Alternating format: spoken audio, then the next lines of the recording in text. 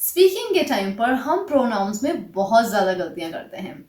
अरे यहाँ per him लगाना है या हर लगाना है, यहाँ पर योर्स लगाना है या योर लगाना है।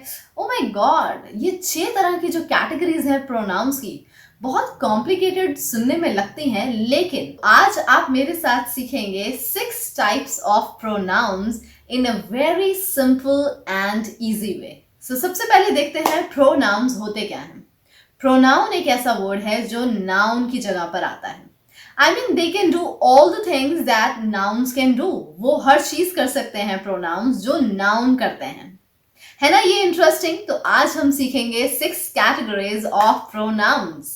Let's talk about the first category of pronoun, that is personal pronoun. Personal pronoun वो होते हैं जो रेफर करते हैं पर्सन को, थिंग्स को या एनिमल को। यस, ये 3 चीजों को रेफर करेंगे, पर्सन्स, थिंग्स और एनिमल्स। ये होते हैं पर्सनल प्रोनाउंस।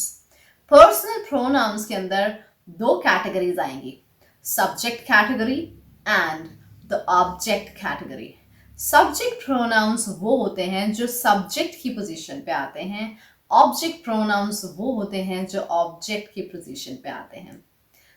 डोंट वरी, मैं इसको और इजी बना रही हूं। सब्जेक्ट प्रोनाउंस वो हैं जो एक्शन करते हैं। यस, ऐसे प्रोनाउंस जो एक्शन करते हैं वो हैं subject pronouns. For example, if I speak a sentence that Ria teaches English, so Ria teaches English, मैंने यहाँ पर अपने नाम से एक सेंटेंस बनाया है, Ria teaches English। अब यहाँ पर अगर हमें रिया की जगह पर, जैसे कि रिया एक नेम है, इसकी जगह पर प्रोनाउन यूज करना है, तो यहाँ पर हम एक सब्जेक्ट प्रोनाउन लेंगे। सब्जेक्ट प्रोनाउन क्यों लेंगे? क्योंकि सेंटेंस में एक्शन है। एक्शन क्या है? टीच।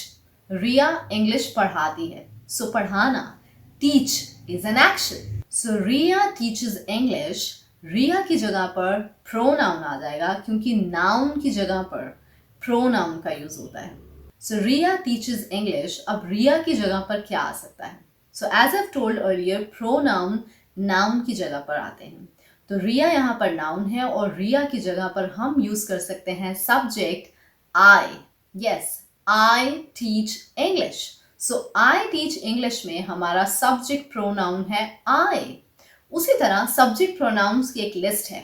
इस लिस्ट में आते हैं I, you, we, they, he, she, it। ये सारे सब्जेक्ट प्रोनाउंस हैं। तो ऐसे प्रोनाउन जो एक्शन करते हैं इनको हम बोलते हैं सब्जेक्ट प्रोनाउंस। अब आई सब्जेक्ट की जगह पर आप कोई और प्रोनाउन भी यूज कर सकते हैं, जैसे यू टीच इंग्लिश, आप इंग्लिश पढ़ाते हैं।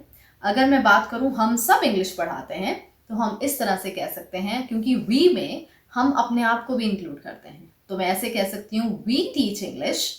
और अगर मैं बात करूं किसी third party, third person category की, तो मैं ये कह सकती हूँ वो इंग्लिश पढ़ाते हैं, they teach English. It's a plural subject pronoun. ये एक प्लूरल कैटेगरी है कि वो इंग्लिश पढ़ाते हैं, दे टीच इंग्लिश। तो अगर मैं किसी मैन और वुमेन, लड़का या लड़की की बात करूं, तो मैं इस तरह से कहूंगी he teaches English, she teaches English. He और शी सिंगुलर कैटेगरी है। उसी तरह हम इट का यूज भी कर सकते हैं। अगर हमारा नाउन कोई नॉन लिविंग थिंग है या एनिमल है, तो हम इट का यूज करेंगे। For example, the dog barks. अब ये सेंटेंस है डॉग बार्क्स। डॉग एक नाउन है। अब डॉग को अगर बार बार यूज नहीं करना है, तो हम डॉग की जगह पर प्रोनाउन यूज करेंगे, इट बार्क्स। और अगर मैं किसी पेन की बात करूं, तो मैं ये कहूंगी द पेन वर्क्स। अब मुझे पेन दोबारा नहीं कहना, तो मैं नाउन की जगह पर प्रोनाउन यूज करूंगी, मैं कहूंगी it works, it works, it barks, it works। So personal pronoun के अंदर एक और कैटेगरी जैसे मैंने बताई है, वो है हमारी ऑब्जेक्ट प्रोनाउंस। ऑब्जेक्ट प्रोनाउंस वो हैं जो ऑब्जेक्ट की पोजीशन पे आते हैं। तो इसको समझने के लिए मैं आपको एक सेंटेंस देती हूँ जो मैंने अपनी पहले वाली एग्जाम्पल में बताया था, जैसे आई टीच इंग्लिश। अब आई टीच इंग्लिश में यू आर क्लियर कि आई जो है वो सब्जेक्ट प्रोनाउन है, क्योंकि यहाँ जो सब्जेक्ट आई है वो एक एक्शन करता है। वो एक्शन क्या है? पढ़ाना। आई टीच इंग्लिश, मैं इंग्लिश पढ़ाती हूँ, so I is a subject pronoun. Now look at this sentence, I teach you. I एक सब्जेक्ट प्रोनाउन है, आपको क्लियर है, क्योंकि आई कर रहा है एक्शन, वर्ब जो कि है टीच, मैं पढ़ाती हूँ, आई टीच, तो आई सब्जेक्ट प्रोनाउन है। लेकिन यू यहाँ पर सब्जेक्ट प्रोनाउन नहीं है, ये आया है ऑब्जेक्ट की पोजीशन पे, इसीलिए ये ऑब्जेक्ट प्रोनाउन है। अब ऑब्जेक्ट वो होते हैं जब एक verb, when a verb is directed towards a word, that is called an object। एक वर्ब एक ऑब्जेक्ट, एक वर्ड की तरफ इशारा कर रही है, वो बन जाता है ऑब्जेक्ट।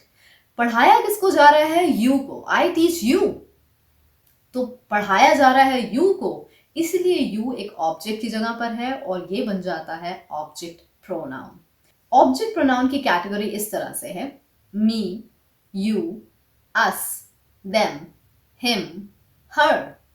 आप कोई भी ऑब्जेक्ट प्रोनाउन यूज कर सकते हैं। जैसे सेंटेंस है आई टीच यू, तो आप इस तरह से भी बना सकते हैं, यू टीच मी, तो मुझे पढ़ाते हो, you teach me. I teach you, मैं तुम्हें पढ़ाती हूँ। यहाँ पे टीच यू को भी डायरेक्ट कर रहा है, टीच मी को भी डायरेक्ट कर रहा है। उसी तरह सेंटेंस ऐसे भी हो सकते हैं, you teach us group of people, तुम कुछ ग्रुप ऑफ पीपल, हम सबको पढ़ाते हो, यू टीच अस, जिसमें मैं भी आती हूँ, मैं और मेरे साथ कुछ group of people, you teach us. तुम उनको पढ़ाते हो, मुझे नहीं, लेकिन third person category, you teach them, उनको पढ़ाते हो। यू टीच अ बॉय और अ गर्ल, उस केस में आएगा you teach a boy then you teach him, you teach a girl then you teach her. So इसी तरह ये सारी कैटेगरी को यूज किया जा सकता है, me, you, us, them, him and her। हमारी सेकंड कैटेगरी है possessive pronouns। possessive pronouns का मतलब है जब आप ये बताना चाहते हैं कि किसी भी pronoun की, किसी पर्सन या किसी चीज़ की कोई खुद की बिलोंगिंग है, उनका खुद का possession है, तो वहाँ पर आप possessive pronoun यूज करते हैं। ये भी दो तरह के हो सकते हैं, दो तरह से इनके सेंटेंस बनाए जा सकते हैं। पहली कैटेगरी है डिपेंडेंट पोजेसिव प्रोनाउंस की। डिपेंडेंट पोजेसिव प्रोनाउंस होते हैं my, your, our, their, his, her. उसी तरह इंडिपेंडेंट पोजेसिव प्रोनाउन है mine, yours, ours, theirs, his, hers. तो ये है इंडिपेंडेंट पोजेसिव प्रोनाउन। दोनों में फर्क क्या है? डिपेंडेंट पोजेसिव प्रोनाउंस होते हैं जब वो किसी चीज के ऊपर, किसी बिलोंगिंग के ऊपर डिपेंडेंट होते हैं। अब जैसे अगर मैं अपनी कोई बिलोंगिंग बताऊं जो मेरी है, जो मेरी चीज है, तो मैं कहूंगी दिस इज माय स्टूडियो, ये स्टूडियो मेरा है, ये रूम मेरा है।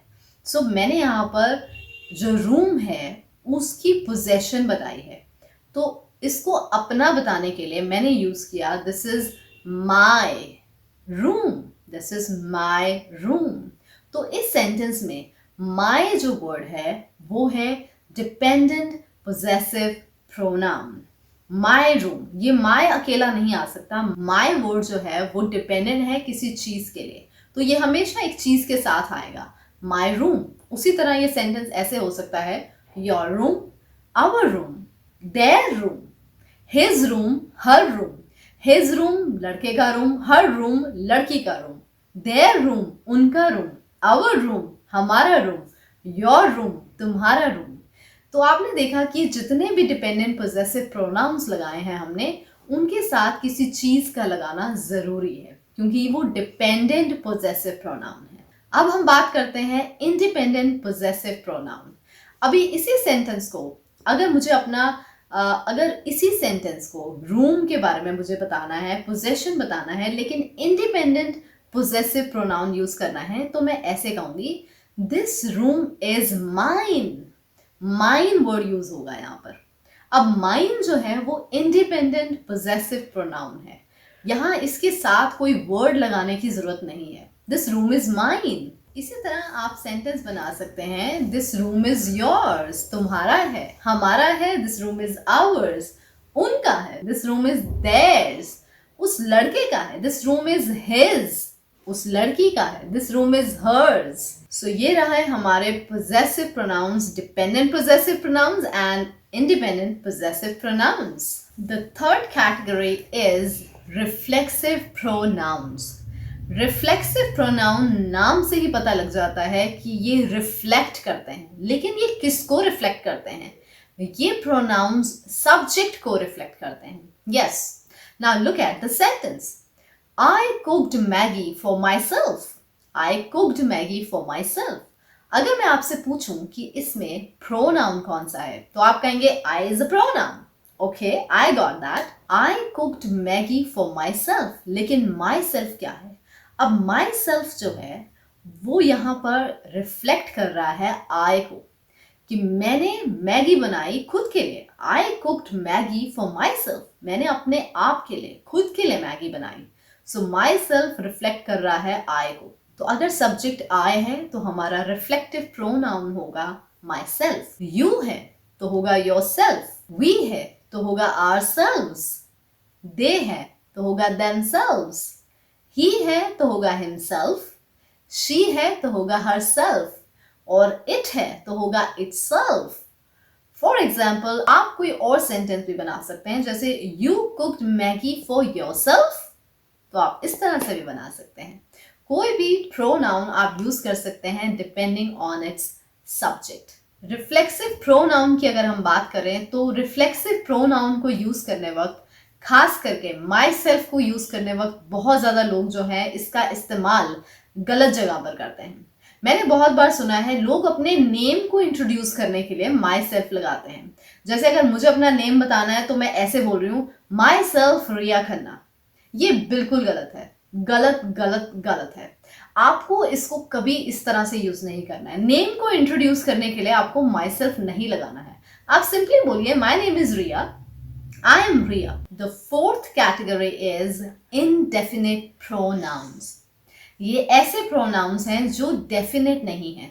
I mean, हम नहीं जानते कि हम किसको रेफर कर रहे हैं, किसकी तरफ इशारा कर रहे हैं. ये pronouns almost unidentifiable हैं. तो स्क्रीन पर ये लिस्ट देखिए. Somebody, nobody, everybody, each, everyone, either, neither, none. ये सारी की सारी लिस्ट जो है वो indefinite pronouns की है. Let's look at the example. Somebody rang me up yesterday. कल मुझे किसी ने फोन करा. अब somebody rang me up में pronoun कौन सा है? आप समझ गए होंगे, pronoun है somebody. लेकिन यहां पर somebody indefinite pronoun है. क्यों? क्योंकि हम नहीं जानते कि किसने फोन किया. पहचाना नहीं जा सकता. Unidentifiable है. Somebody rang me up. So ये है indefinite pronoun. उसी तरह everybody listened to me. हर किसी ने मुझे सुना. Everybody listened to me. लेकिन everybody में मैं ये नहीं पहचान सकती कि किस किस ने सुना. वो कौन से लोग थे जिन्होंने मुझे सुना. तो everybody भी indefinite pronoun है. इनडेफिनेट प्रोनाउंस की अगर मैं बात करूं तो ये सारी की सारी लिस्ट जो है वो सिंगुलर है. यस, आप हैरान हो जाएंगे कि एवरीबडी, जिसमें इतने ज्यादा लोगों की बात हो रही है, how come this pronoun is a singular pronoun. Yes, surprisingly this is actually, this complete list refers to singular pronoun. इन सब के साथ इज लगेगा. For example, somebody is ringing me up. कोई मुझे फोन कर रहा है. यहाँ पे मैंने is का यूज किया है और ये ग्रामेटिकली करेक्ट है. उसी तरह everybody is listening to me. हर कोई मुझे सुन रहा है. everybody के साथ भी मैंने is का यूज किया और ये भी ग्रामेटिकली करेक्ट है. तो ये सारे indefinite pronouns सिंगुलर कैटेगरी में आते हैं. ये सिंगुलर pronouns है. हमारी फिफ्थ कैटेगरी है demonstrative pronouns. डिमॉन्स्ट्रेटिव प्रोनाउंस ऐसे प्रोनाउंस हैं जो इशारा भी करते हैं नाउन या प्रोनाउन की तरफ, और साथ में नाउन्स और प्रोनाउंस को पहचानते भी हैं. For example, this is a pen.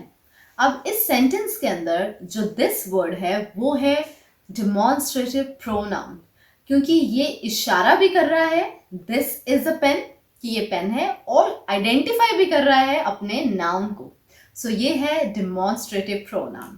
उसी तरह दैट इज अ डॉग, वो एक डॉग है, that is a dog. These are mangoes, those are toffees. तो ये सारे के सारे दिस, दैट, दीज, दोज, ये लिस्ट है डेमोन्स्ट्रेटिव प्रोनाउंस की। हमारी नेक्स्ट और लास्ट कैटेगरी है interrogative pronouns. Interrogative pronouns use होते हैं क्वेश्चन पूछने के लिए। बहुत सारे क्वेश्चन जब हम पूछते हैं तो ये नॉर्मली स्टार्ट होते हैं WH वर्ड से, जैसे कि what, which, who, whom, whose। ये कैटेगरी है इंट्रोगेटिव प्रोनाउंस की। Let's look at the sentence. Which fruit do you like? कौन सा फ्रूट तुम्हें पसंद है? Which fruit. तो यहाँ पर जो विच है ये है इंट्रोगेटिव प्रोनाउन। उसी तरह whose friend you are, तुम किसके फ्रेंड हो? whose भी यहाँ पर है इंट्रोगेटिव प्रोनाउन। तो ये लिस्ट है हमारी इंट्रोगेटिव प्रोनाउंस की। Now time for the assignment. Assignment ये है कि स्क्रीन पे दिए हुए आपको ये सेंटेंसेस जो हैं फिल करने हैं। देयर आर सर्टेन ब्लैंक्स और आपको सही आंसर जो है फिल अप करना है इन ब्लैंक्स में। आज जो 6 तरह की कैटेगरीज आपने प्रोनाउंस की सीखी हैं, उन कैटेगरीज में से आपको सही प्रोनाउन चुन के यहाँ पर फिल करना है। और आपको असाइनमेंट भेजनी कैसे है? जब आप अपने सारे आंसर्स कर लेते हैं तो आपको ये आंसर्स कमेंट बॉक्स में सीरियल ऑर्डर में अपने आंसर्स को टाइप करके नंबरिंग के साथ भेजना है और ये सारे आंसर्स मैं आपके इवैल्यूएट करूंगी। आशा करती हूँ आपको ये वीडियो पसंद आई। आप बहुत केयरफुली प्रोनाउंस को यूज करेंगे अपनी लाइफ में और मैं मिलूंगी आपको अपने नेक्स्ट लेसन में। Till then take care and stay blessed.